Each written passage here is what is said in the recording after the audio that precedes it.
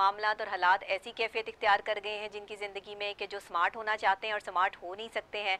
तो ये मोटापे की वजूहात क्या हैं, मोटापे से बचा कैसे जा सकता है, इस पर हमारे साथ डॉक्टर साहब ऑन कॉल मौजूद हैं, डॉक्टर शोएब जैदी साहब, जो हमें बताएंगे, अपडेट करेंगे और हमारे और आपके साथ जो है वो बताएंगे कि क्या मामलात और हालात जो है वो इस टाइम जो है वो चल रहे हैं और मोटापे को कम करने के लिए, अपने आप को स्लिम एंड स्मार्ट बनाने के लिए कितनी ज़्यादा मेहनत करनी पड़ती है। अस्सलाम वालेकुम डॉक्टर साहब। जी वालेकुम अस्सलाम। जी डॉक्टर साहब कैसे हैं आप? जी अल्हम्दुलिल्लाह जी, अल्लाह का शुक्र है। डॉक्टर साहब ये बताइएगा कि मोटापा एक बीमारी है और मोटापा जो है ये चर्बी अगर जिस्म पे चढ़ जाए तो इंसान की पूरी बॉडी जो है वो डी शेप हो जाती है, इंसान की पर्सनालिटी नहीं रहती। ऐसे लोगों को क्या करना चाहिए, किस तरह का खाना खाना चाहिए, क्या शेड्यूल होना चाहिए, आप प्लीज बताइएगा। जी देखें, एक तो मोटापा जो है ना इस वक्त पूरी दुनिया के अंदर जो है ना अलार्मिंगली बहुत खतरनाक हद तक तेजी से बढ़ रहा है और उसकी एक बहुत बड़ी वजह जो सी है हमारा लाइफस्टाइल है। लाइफस्टाइल की जो हमारी चेंजेस हैं, easy access to junk food है और सेडेंटरी लाइफस्टाइल है हमारा। मतलब हमारी जो लाइफस्टाइल है बिल्कुल सुस्त है, उसके अंदर एक्टिविटी और एक्सरसाइज नाम की कोई भी चीज नहीं है, खा के सो जाते हैं। जी बिल्कुल एग्जैक्टली इस तरह ही है। और खाने पीने की जो अशिया हैं, खासतौर पे जो फास्ट फूड है, इसका बहुत इजी एक्सेस हो गया जी, तो उसकी वजह से बढ़ रहा है। और ये ज़ाहिर है जो मोटापा है ये जिस्म के हर हिस्से को और हर ऑर्गन को इफेक्ट करता है, उसके काम को मुतासर कर देता है। तो क्या करना चाहिए इसमें जो है वो आपकी डेली की एक्टिविटी क्या होनी चाहिए? अगर जिस्म बढ़ गया है, मोटापा कम नहीं हो रहा, पेट बाहर निकला हुआ है और लोग परेशान है, तो क्या करें? लेकिन उसके लिए बड़ा जरूरी है कि हम ये समझें कि ये मोटापा होता किस वजह से है। सबसे बड़ी काज तो मैंने अभी आपको बताया कि लाइफस्टाइल है, हमारा लाइफस्टाइल इस तरह का है जिसकी वजह से वजन बढ़ जाता है। दूसरा हमारा एक्टिविटी का लेवल है, उसकी वजह से हमारा जो वजन है बढ़ जाता है। तीसरा बाज लोगों को फेमिलियल होता है, खानदानी होता है, उनके जेनेटिक्स में होता है कि उसकी वजह से वजन बढ़ना शुरू हो जाता है। कुछ लोगों को खास किस्म की बीमारियां होती हैं जिसकी वजह से उनका वजन बढ़ रहा होता है। और कुछ लोग जो से हैं वो इस तरह की मेडिकेशन यूज कर रहे होते हैं अननोनली, जो उनको खुद भी अंदाजा नहीं होता, जो उनका वजन बढ़ा रही होती है। तो हमें अकॉर्डिंग टू पेशेंट, हर पेशेंट के लिहाज से इन्हीं चीजों को एड्रेस करना है। आप क्या क्या जो है वो इसमें टेस्ट होते हैं, क्या चेक किया जाता है? कोलेस्ट्रॉल लेवल और ये तमाम चीजें, चर्बी कितनी है, उसके बाद आप किस तरह से जो है वो एक एक्टिविस्ट बनाते हैं उनको कि आपने ये एक्टिविटी जो है वो सारा दिन करनी है तो आप अपने मोटापे को या इतना वजन कम कर सकते हैं। ज्यादा से ज्यादा भी एक महीने में इंसान कितने केजी जो है वो लूज कर सकता है? तकरीबन देखें, अगर बैलेंस वेट लॉस की बात करें तो 3 से लेके 5 किलो तक वजन जो है ना हम एडवाइस करते हैं कि वो एक मंथ में लॉस करे। ठीक है, 3 से 5 किलो। इसमें मुशक्कत कितनी है? इसमें सबसे इम्पोर्टेंट चीज है कि उसने अपनी डाइटिंग पैटर्न को ठीक करना है।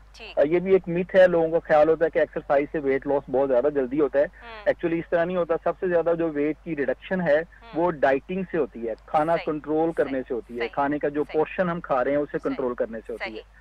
और जो एक्सरसाइज होती है वो बेसिकली जो हम वेट लॉस करते हैं, हाँ जी, वो सपोर्ट है, उसको वहाँ पे मेंटेन करने में, उसको वेट लॉस को एक्सीलरेट करने में हमें हेल्प आउट करती है।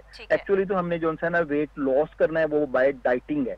बाय डाइटिंग है, ठीक है। अच्छा, जो लोग डाइटिंग करते हैं उनको वीकनेस शुरू हो जाती है। मोटे लोग जो होते हैं जब ये डाइटिंग पर आते हैं, खाना एकदम से कम होता है तो चक्कर आ रहे हैं जी, गिर रहे हैं और इस तरह के मामला जो है वो सामने आ जाते हैं। तो इसको कंट्रोल करने के लिए आप कोई मेडिसिन जो है वो इनको देते हैं, कोई मल्टीविटामिन्स वगैरह जो है वो ये साथ साथ खाते हैं और वेट लूज करते हैं, या फिर इनको बस ऐसे ही वेट लूज करना पड़ेगा? नहीं, ज़ाहिर है ये एक प्रॉपर स्ट्रक्चर्ड प्रोग्राम होता है जिसके तहत वेट लॉस करते हैं। एक तो मैंने अभी आपको बताया कि जो वेट लॉस है हम 3 से 5 किलो वेट लॉस एक महीने में कराते हैं उसका, ताकि बहुत ज्यादा सडन वेट लॉस करने से जो अभी आप कह रही हैं लोगों को ये कंप्लेंट्स आना शुरू हो जाती हैं कि मतलब बहुत ज्यादा नकाहत होना शुरू हो जाती है।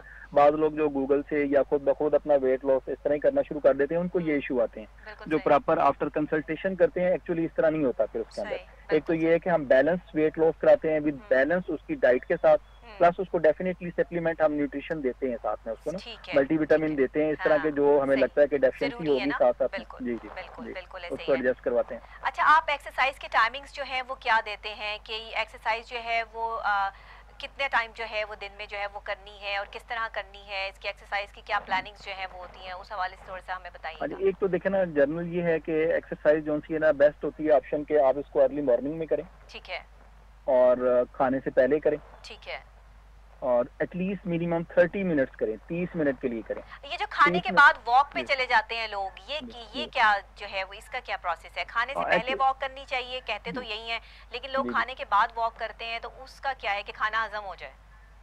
अच्छा नहीं, ये बिल्कुल एक मिथ है कि खाने के बाद वॉक करना शुरू करेंगे तो खाना हजम होगा, इस तरह नहीं होगा। एक तो वैसे मैं आपको बता रहा था, हर पेशेंट के लिहाज से ना तो उसकी एक्सरसाइज का जो प्रोग्राम होता है उसको प्लान किया जाता है।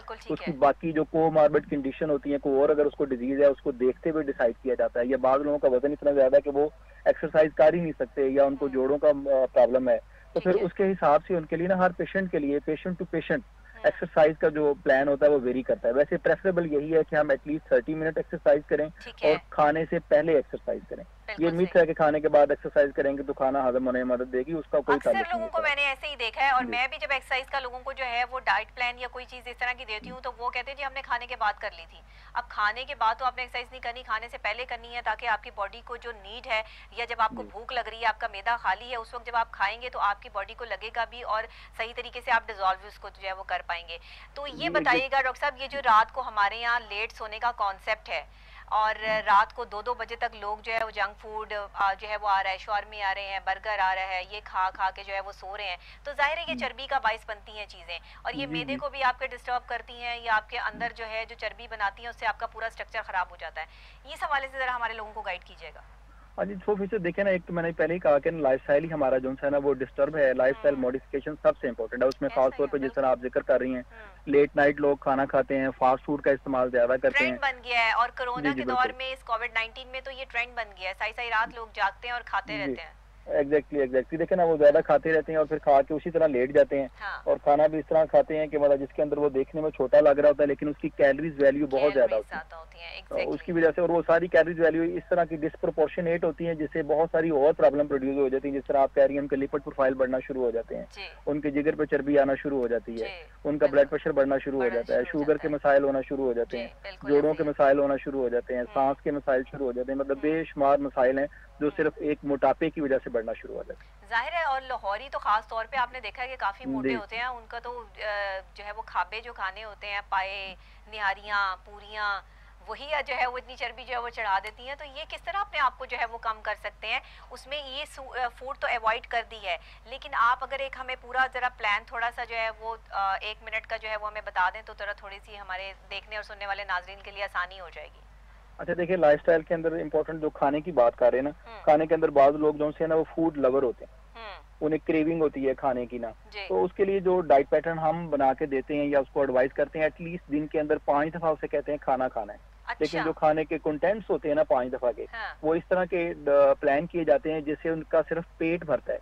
पेट भरने से फायदा ये होता है कि जो क्रेविंग हो रही होती है इंसान को खाने की थोड़ी थोड़ी देर के बाद, वो क्रेविंग नहीं होती उसको, क्योंकि जब इंसान को क्रेविंग होती है, मतलब खाना उसका आप इस तरह का कम कर देंगे तो 2-2.5 घंटे के बाद उसको हाँ जी एकदम भूख लगना शुरू हो जाती है और सामने जो भी चीज नजर आती है वो उसे खा लेता है, इररिस्पेक्टिव ये देखते हुए कि इसके अंदर कैलोरीज कितनी है, ये उसके लिए फायदेमंद है या नुकसान है। तो हम जो उसका लाइफस्टाइल अपना डाइट का पैटर्न बनाते हैं वो एटलीस्ट दिन में 5 दफा उसको खाने का जो है ना इंस्ट्रक्ट करते हैं कि 5 दफा खाना खाए, और वो खाने के कंटेंट इस तरह के रखते हैं कि उसका पेट भरा रहे, उसे क्रेविंग ना हो और उसका वेट लॉस हो।